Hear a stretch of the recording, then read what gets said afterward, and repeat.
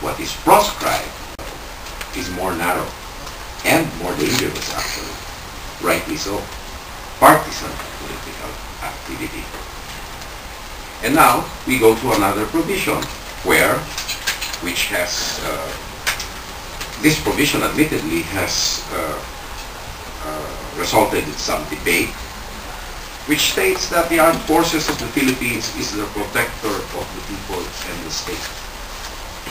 People have interpreted this provision, dangerously I must say, to mean that the armed forces may make an independent judgment in times of political crisis, particularly the people power phenomenon, as to whether or not it must break the chain of command and join the people or follow the chain of command. I believe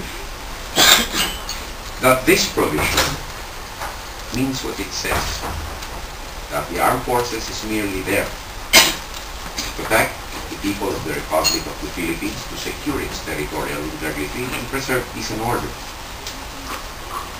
What it does not say is that the armed forces may make an independent political judgment and break the chain of command in times of political confusion. I do not think it was ever meant that way. Perhaps it may have been meant to shield the armed forces from following illegal orders. But that in itself must rely primarily on the process and who leads the chain of command.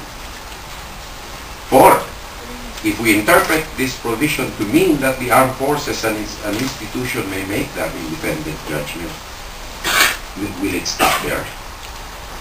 We see the possibility where if we allow it in one to break the chain of command, then it may perhaps also make its independent judgments whether to follow the dictates of other state institutions, the judiciary, one example. Why should it work solely on the chain of command?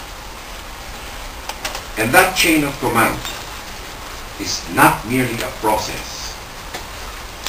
In the same way as our rules of evidence are not merely technicalities. They are there to serve a function. Process serves a function. Rules of evidence are there to preserve due process. We do not know the actual truth, and we have to content ourselves with the legal truth. We do not have the benefit of clairvoyance as ordinary men. We must rely on human processes and strike that balance through the rules of evidence. In the same way as society has designed through the Constitution a chain of command whereby civilian supremacy is guaranteed by one way being that the President is the commander-in-chief of the armed forces. And society must accept sometimes the Constitution being an admittedly imperfect document, some excesses to be made. That is the process. And those are the pros and cons of the process. Perhaps the framers of our Constitution stated that it is better that it be put under a chain of command where there may be deviations from the standard left and rights, rather than allowing the armed forces to make that independent judgment and totally deviate one way.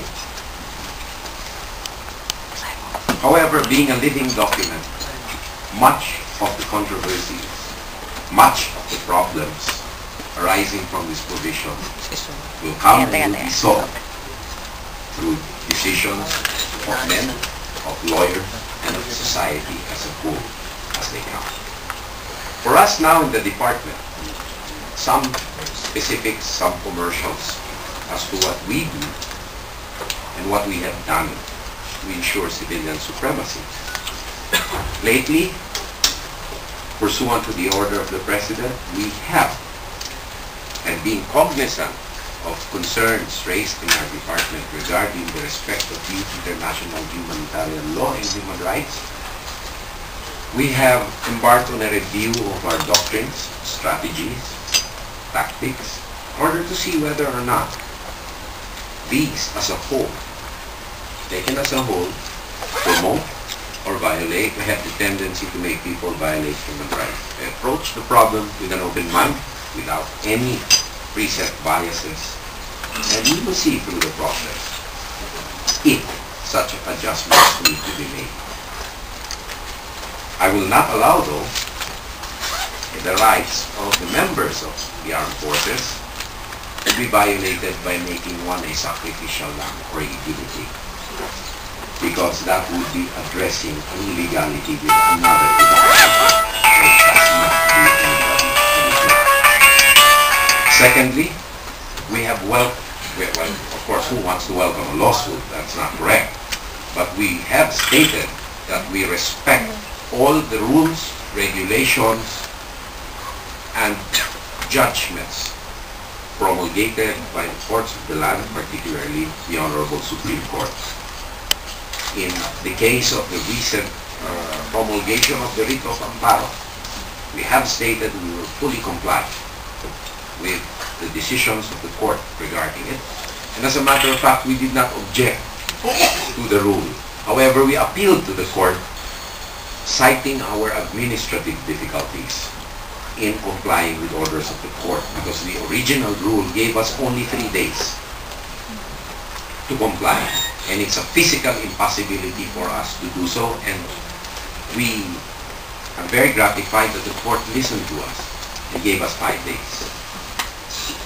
And no, 5 days with the adjustment that we can make a partial return, as far as we know, and then follow up with another return, although it must be done bona fides and not as a matter of force. And we cited, for example, a provision in the rule allows John Does to be sued if they cannot identify the officer who has effected an arrest or a violation of the law. And with respect to the armed forces, a John Doe is equivalent to the Secretary of National Defense and the Chief of Staff of the Armed Forces of the Philippines. Those are the John Does. Immediately, we are the respondents. And we cited the fact that the Department of National Defense has only 5 lawyers handling several cases, several matters.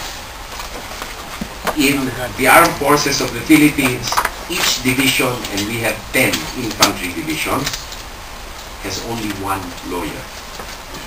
So those are